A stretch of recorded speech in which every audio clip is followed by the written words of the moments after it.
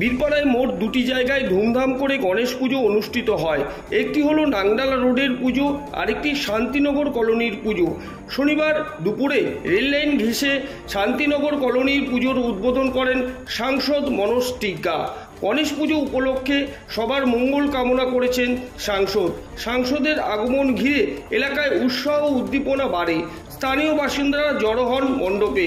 তবে সাংসদ ফিরে যাওয়ার পর বিকেল 5টা পর্যন্ত মণ্ডপ এক প্রকার ফাঁকা ছিল, কিন্তু সন্ধ্যা হওয়ার পর থেকেই পুণ্যার্থীদের ভিড় বাড়ে মণ্ডপে বলে জানিয়েছেন আয়োজক কমিটি।